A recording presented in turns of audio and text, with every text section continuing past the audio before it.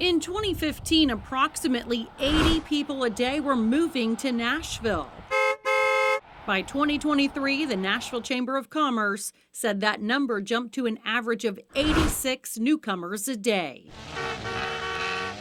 That population surge translates into congested roadways and traffic backups, with critics claiming the city is decades behind on a viable mass transit solution.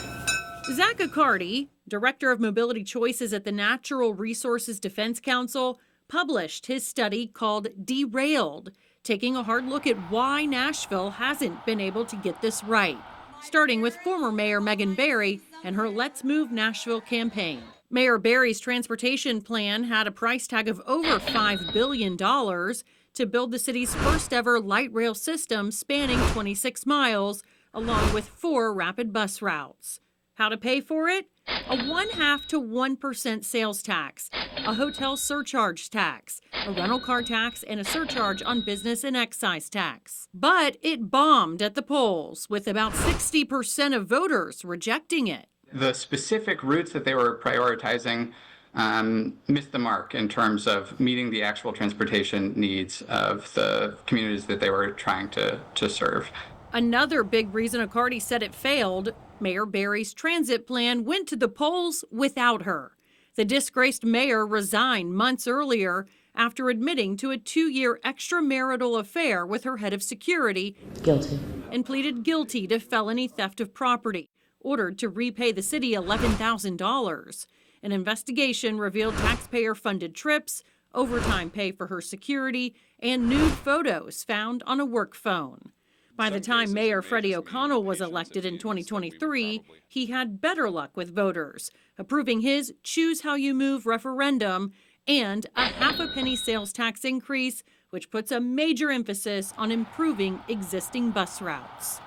In most U.S. cities, and I think Nashville included, the bus really is the best tool for the job. It's more affordable, it's more flexible, and it's already a system that exists in the city, so it's easy to expand and build upon. While that sounds good in theory, many people have expressed fear riding the bus, especially after a rash of recent incidents. In September 2024, vandals sprayed bullets during a drive-by shooting at the Gallatin Pike bus stop.